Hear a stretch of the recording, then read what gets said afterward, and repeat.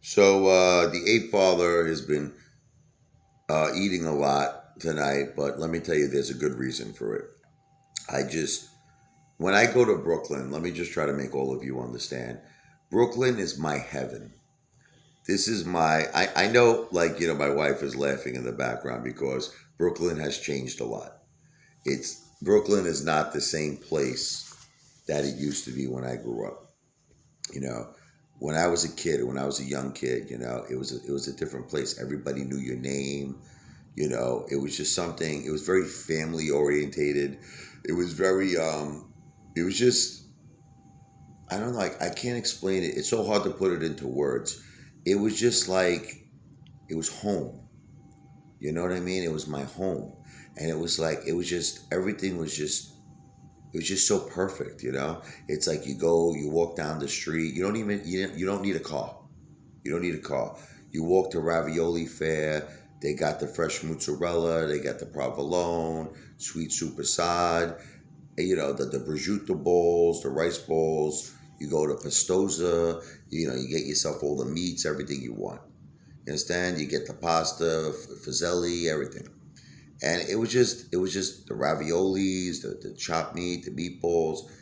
It just became normality to me. You understand? And as the years went on, look, I don't want. I know people are going to be like racist.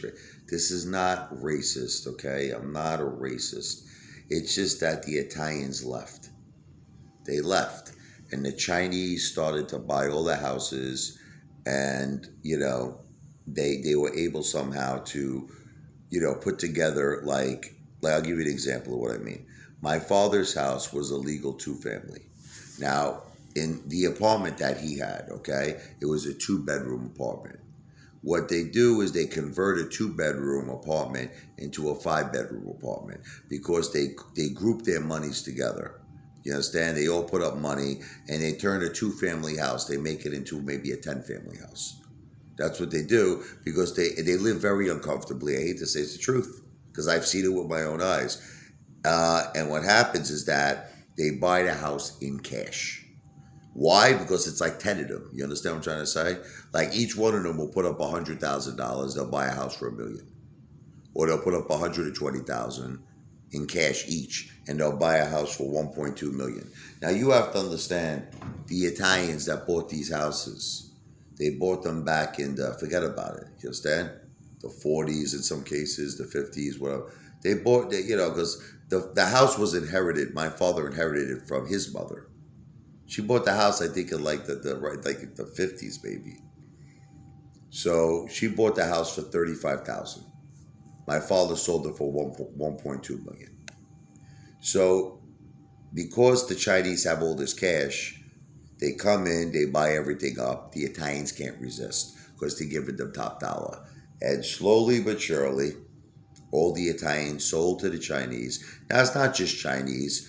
You got the Hasidic Jews, which is on if you look at 18th Avenue, all the way in the 40s, Borough Park. At first they were buying up to about like the 40s, 18th Avenue. Then I started seeing it go into the 50s, like the streets. Then it went into like 62nd Street, 63rd, 64th. It's like now I think they're all the way up to the 70s. So again, I'm not trying to be prejudiced. This is just the reality of what happened.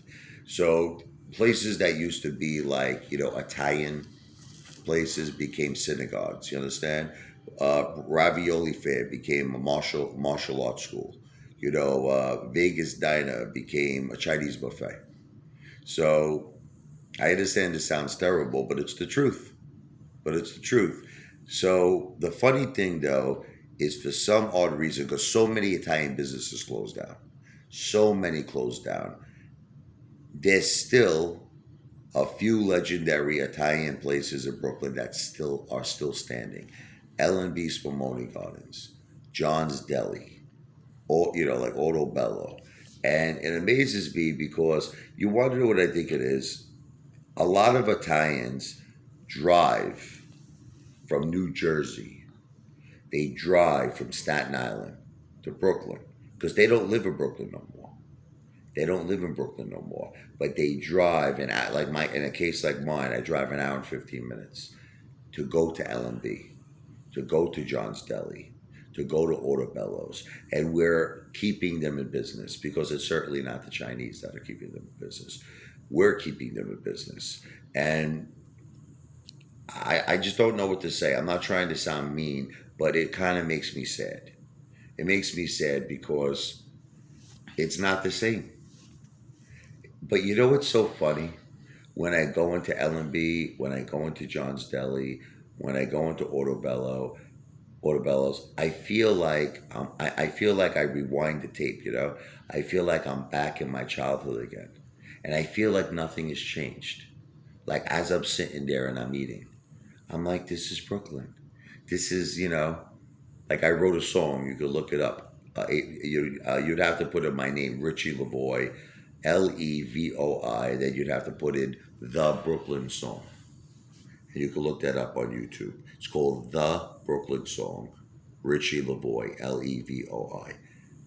It shows you, but growing up in the 80s, growing up in Brooklyn in the 70s, the 90s, it shows you all the best places I ate at.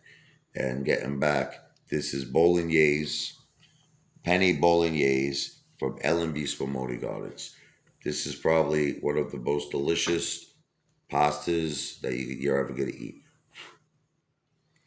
So I'm going to enjoy this now, but I just wanted to tell you a little story about the old neighborhood, how it's changed, and it's very heartbreaking. That's all I have to say.